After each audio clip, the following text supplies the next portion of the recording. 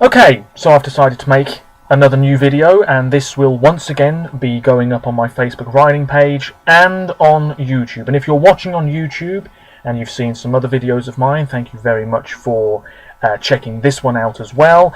And if this is the first video of mine you've seen on YouTube, then thank you very much for clicking on it, and I hope that you enjoy it, even if the video quality isn't particularly fantastic. If you have watched my previous videos over the past week or two, you'll know that I've been talking about the upcoming Eurovision Song Contest in Portugal, which takes place next week.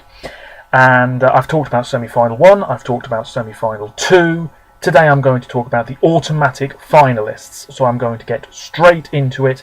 Of course, please respect my opinions and I will respect yours, of course. Very difficult when talking about Eurovision because you're bound to upset somebody. But I try to be as neutral as possible, and yeah, that's all I've really got to say on that matter. One thing I will say before I get into the automatic finalists is that, of course, rehearsals are underway at the Altice Arena in Lisbon.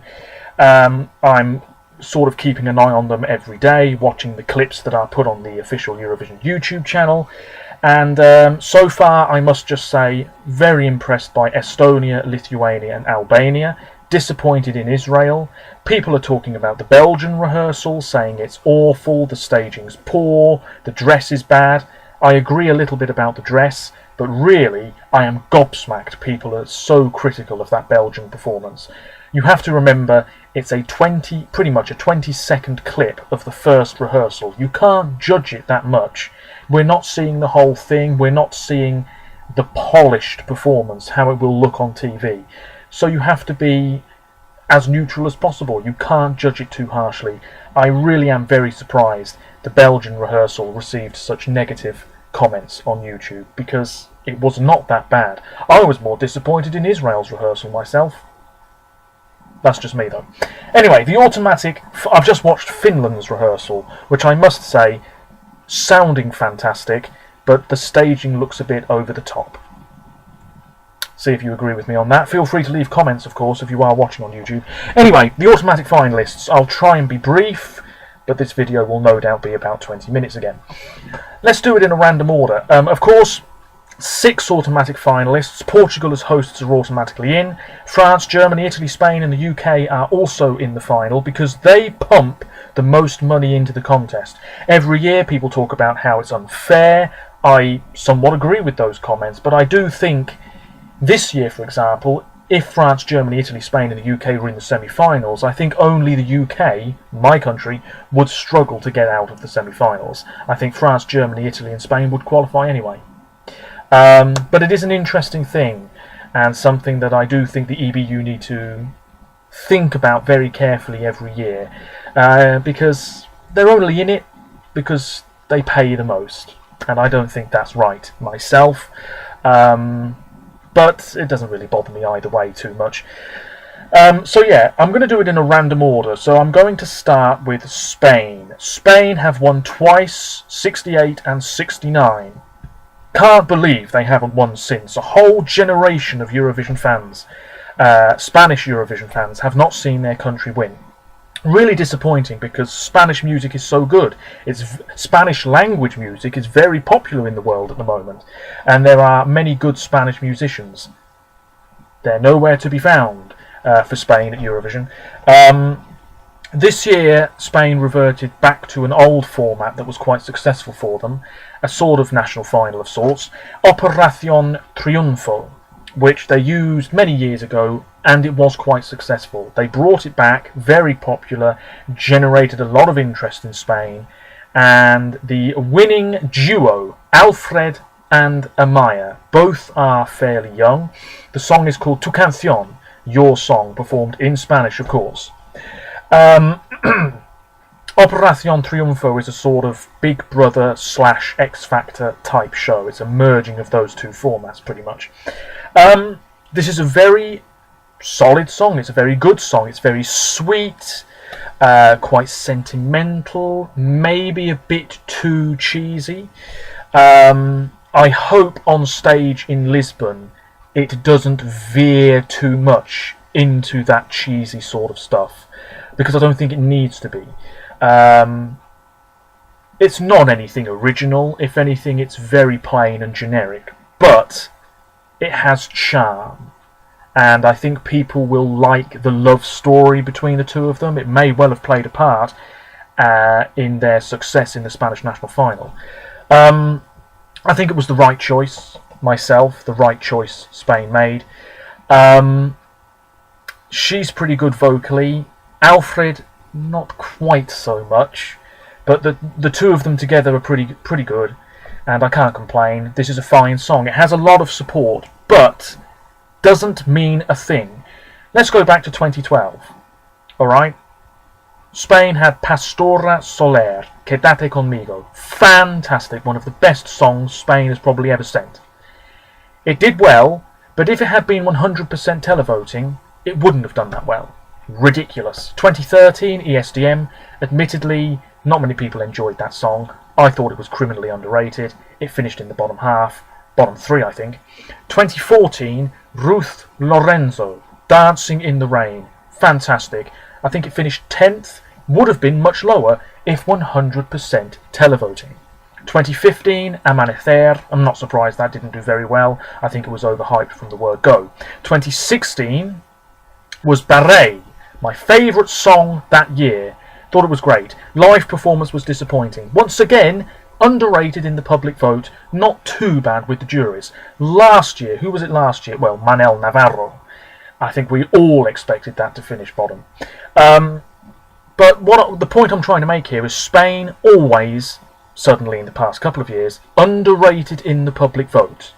I think that if this song, Tu Canción, does well with the juries, the public votes will let it down. Which is why I think Spain will finish in mid-table, if not worse. It's very difficult to predict. It's very difficult to predict where any of the automatic finalists will finish. But Spain, if I had to give it a mark out of 10, I'm going to give it a solid 7. Because it's good, it's not incredible, and the public will no doubt underrate it. Moving on, Germany, national final. Well, if you think Spain have been bad, Germany have probably been worse. For 3 years, they have finished in the bottom 2. That's dreadful. Back in 2010, they won. And now look at them. What went wrong? Well, I'll tell you what went wrong. Stefan Raab sort of left and didn't really play much of a part in the German selection process anymore. I think they could do with getting him back if he's willing. But yeah, things have just fallen apart. 2014, they finished in mid-table, but the song didn't really leave much of an impact. 2015, I think very harshly, Anne-Sophie finished last. 2016, Jamie Lee, fine song, dull staging, and I think a lot of people criticised her outfit. And then last year, Levina, the wrong choice as far as I'm concerned, should have been Wildfire, the song that Germany chose. But, again, poor staging, naff song. Sounds harsh, but I think many people might agree with me on that. This year, absolutely the right choice. I think Germany have done the right thing here. Michael Schulte, about the same age as me, I think. In fact, I'm going to check. I've got the page in front of me. You Let Me Walk Alone. He's 27, so actually he's slightly older than me. Great vocalist. This is the German Ed Sheeran. Is that a bad thing? No, because Ed Sheeran is the biggest male musician in the world at the moment. So why not send a song that sounds a bit Ed Sheeran-y? Might strike a chord with many people. It's a very touching song, quite personal, very simple. Again, nothing tremendously original, but it's good. It's good, and this deserves points. If this finishes in the bottom 5, I'm going to lose a little bit of faith in Eurovision voters, because this is nowhere near poor enough to finish in the bottom 5. This is a pretty damn good song. And realistically, mid-table,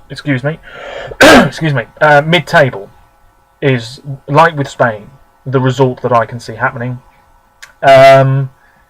This is such an improvement over last year. It's a step in the right direction, and I look forward to seeing it on stage. I imagine it will be quite 2012, Roman Lob Standing Still, that sort of thing. Even so, I can just imagine it in a few days. Germany's rehearsal put on the YouTube channel. Oh yeah, the staging's a bit dull. What are you expecting? Fireworks? You're not going to get it. This is what I don't understand. Every year when the rehearsals happen and the clips are put on YouTube, oh, the staging's boring. Oh, it looks really dull. Oh, you know, I'm not too sure about the staging. It's like you have seen 20 seconds. Things might still change. Is the staging really the most important thing here? No, the most important thing is the quality of the song. Salvador barely moved last year and won. Jamala didn't really move that much. And what was the other winner? Conchita didn't really win that much. Didn't really move that much. So, you know, movement and really fabulous staging doesn't actually matter that much. So Michael, we know that he's not going to move around on stage. If at all, staging will be very simple. Doesn't matter. The song's good. It deserves points. It won't win, but it should do pretty well. That was a waffle, wasn't it? Apologies about that. Next up, let's talk about Italy. Oh, Italian music. Some of the best in Europe.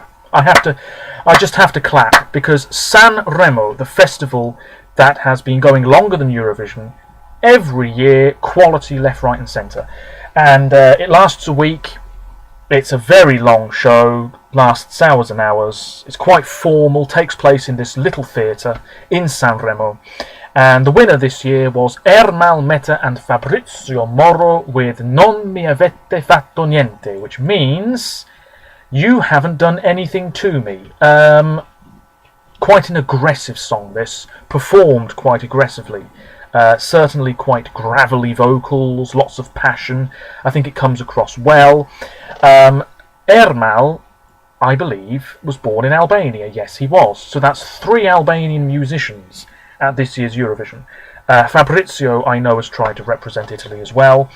I say that San Remo is not really the Eurovision selection show. It's just a festival that takes place in Italy every year, and the winner gets invited to go to the contest, and 9 times out of 10 accepts the invitation. This song is pretty good. I think it could win. I'm actually quite surprised more people aren't saying Italy could win. It's a song with a message. I'm going to have to load up the page again because this will explain it better. The lyrics deal with wars across the world and terrorist attacks all over the place. And yes, so it's about war, and it's obviously a very poignant song about a very current and relevant topic. It is good. Wasn't my favourite song in the San Remo festival. That was Annalisa, who, if any Italians are watching this, you have a world-class singer in your country. Pick her for Eurovision and you'll probably win. Lo Stato Sociale came second with a rather jokey but fun number. Anyway, I think in all honesty this was perhaps the right choice for Eurovision, given its subject matter. It is good, but I'm not sure it's really going to do amazingly well in the public vote. Juries might like it, public maybe not so much. It's hard to say. Just inside the top 10, I think that's realistic. Builds up well, but I'm not sure many people might enjoy the actual vocals from the two of them. So yeah, Italy have won twice. They deserve to have won more. Germany have won twice as well, by the way. So let's move on. Only a few more countries left. I do apologise for all this waffling, but these are my thoughts. Next up, let's talk about France. France are represented by Madame Monsieur. I believe they're married. It's a duo, man and woman. Merci, which in this case is the name of somebody and not the word for thanks in French. This is an absolutely quality song. Very contemporary, quite cool and sophisticated. Again, it's a song with a message, because Merci is the name of a girl who was born to refugees on a boat in the middle of the Mediterranean Sea. Apparently this girl has been found within the past few weeks, so it would be very nice if there was some sort of reunion, or first meeting actually, with the band. Anyway, yeah, this was the winner of a national final. France going for Destination Eurovision, I believe it was called. And some very good songs in the running. My favourite was Malo with Ciao, but this is a fantastic French entry. And I need to talk very briefly about momentum, because last year, Italy, they're going to win, hands down, they're going to win by a mile. Oh wait, didn't even finish in the top 5. This year, Israel, going to win. No doubt in my mind, Israel are going to win. It's quality, nobody else stands a chance. Wrong, because given yesterday's rehearsal, I think the momentum is slowly shifting, and France are now the second favourites to win the contest. That's the country with the momentum. Last year, Italy were the favourites, and then Portugal came right up on the rails. This year, Israel, they're the favourites, they're going to win. Now they might not, because France are coming, and France mean business. They've won 5 times, looking for a 6th, the first win since the 70s it would be. This could be the song to do it. I listen to Israel's song, I like it, but it doesn't strike me as a winner. I listen to the French entry and I think this is the sort of song that will win the contest. That's just my opinion. I'd be very happy if France won, because the UK's not too far away from France, of course. Just hop over the hop on the Channel Tunnel and get the Eurostar or whatever. And yes, Paris in May sounds pretty good to me.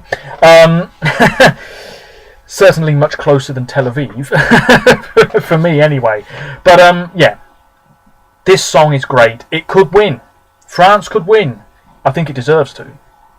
But of course, we won't know for sure until those votes start pouring in. It's a very good song. It really is. Nothing much else to say. Lots of people like it. I've seen this song ranked higher than Israel on a lot of YouTube videos, a lot of fans' top 43s and that sort of thing. It's in my personal top 10. It's a great song. That leaves 2 countries. Let's talk about the UK. I can see the headlines now, because this song, Storm by Surrey, which is not a bad song at all, is probably going to finish in the bottom 5 in the grand final. Realistically, probably will. It will be underrated by the fans, definitely. I can see the headlines in the national newspapers on Sunday morning, the day after the contest. This is payback for the UK leaving the European Union. What a load of crap. What crap? Nothing to do with it. Why must the British newspapers go straight for the political route? Nobody gives a crap. Let's talk about the fact the song maybe just wasn't strong enough. There was a national final. Oh man, I could make a whole video talking about the UK and Eurovision, because every year I'm just a little disappointed. This song is not poor. Surrey, who has been at Eurovision before as part of the Belgium delegation, last year with Blanche and in 2015 with Loïc, so she has Eurovision experience. She's a good singer. This song is not bad. The revamp, some people didn't like it. I thought it was better. But it's not strong enough. Every year people talk about, oh, why don't you get Adele? Oh yeah, because Adele's really going to do Eurovision. Let's get Coldplay. Oh yeah, because Coldplay are really going to do it. Do you think the BBC would even dream of approaching these types of musicians? No! They're going to go for the more up-and-coming type of musicians. Artists that not many people in the UK have heard of. Surrey, in all honesty, don't think anybody even knew who she was before she won the UK national final. But what disappoints me every year is that for some reason the songs just are not good enough. I don't think anybody at the BBC pays the slightest bit of attention to what the other countries are doing, because I can't remember the name of the guy who's the head of the UK delegation. It's either a guy or a woman, of course, and I can't remember who it is. It doesn't really matter. But if they watched, for example, if the BBC, the team at BBC Eurovision or whatever, watched the French performance, Merci, surely some of them would be thinking, oh great, look what they've done, then let's listen to our song. I think we all know which one stands a better chance at the contest. You know, you've got to be honest. This song is not good enough. It's good, but it's nowhere near good enough. Going to win? Never. Never. And You cannot be the slightest bit surprised. If you are a British Eurovision fan, you cannot be the slightest bit surprised if this song finishes last. Because it probably will. Look at the other songs this year. Come on. Some of them are really good. They leave more of an impact. The BBC missed a trick by not getting Sara Alto, because she would have been fantastic for us. Instead, we've got a song which is weaker and leaves less of an impact. I'll be interested to see the staging, but I don't have many high hopes for this at all. Suri's great. I've seen interviews with her. She seems like a lot of fun, a very nice person. The song's not bad, but it just won't do very well. Again, the UK has won 5 times, most recently in '97, when I was 4 years old when the UK last won, so I don't really remember it.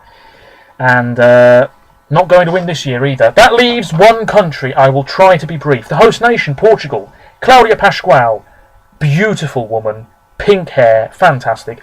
O Jardim, The Garden. It's performed in Portuguese. I watched a video a couple of weeks ago. The guy in it said, and he was right, Portugal compete in Eurovision pretty much every year. Nobody really pays much attention to them. They usually get knocked out in the semi-finals and that's it until the following year. Completely true. Until last year, when of course Portugal won. I think the national final in Portugal, Festival de Canção, usually is old-fashioned. Take the Ukrainian song, Under the Ladder. You wouldn't get a song like that representing Portugal, would you? I don't think so. It's usually simpler melodies in Portuguese, ballads, that sort of thing. This year, once again, we did see some sort of old-fashioned tunes in the mix. But this, O Jardim, by a mile, the best choice Portugal could have made. It is simple, but it's more accessible than last year's winning song, Amar pelos dois. It's cool, it's melancholic, it's a very personal song for the songwriter who wrote it, Isaura, the songwriter who wrote it, of course. Sorry about that. This is great. This is great. I think it's a minor masterpiece. It's the best Portuguese song of all time for me. It's fantastic. It means it will probably be underrated. I think it's one of the shortest songs this year. Like I said, it is very personal. Cláudia's fantastic. She's slightly younger than me, I think, but she's performed for years and been on lots of TV shows. The staging in the national final was quite interesting because Isaura, who wrote the song, of course, has her back turned to the audience for most of the song. Apparently, in the grand final, she's actually going to be standing for the entire song, so maybe the camera will pan around them, a la Common Linnets from 2014. I don't know. But this is such a great song. It's very beautiful, very simple. It maybe doesn't build up too much, but I don't think it matters. It's great. It's a relaxing melody. It's a very beautiful song, and I really think it's fantastic. It's my 4th favourite at this moment in time. Excuse me. Really great. Cláudia's fantastic. Excuse me. Sorry. I seem to be coughing and spluttering a lot. Yes, wonderful. Portuguese is a beautiful language. I think Portugal can be very proud to have this as the song for Eurovision on home soil. It's great. I like it more every time I hear it. I look forward to the rehearsal. The music video, the official music video for it was released this morning. So feel free to check that out on Cláudia Pascoal's Vivo channel. Yeah, fantastic. It is more of a duo. It's not just Cláudia Pascoal. It's Cláudia Pascoal and Isaura. Both are fantastic. Wonderful. That's it. Of course, Portugal, by the way, will perform 8th in the grand final. A random draw done for fairness a couple of weeks ago. And that's the position that Cláudia will perform in the grand final. There it is.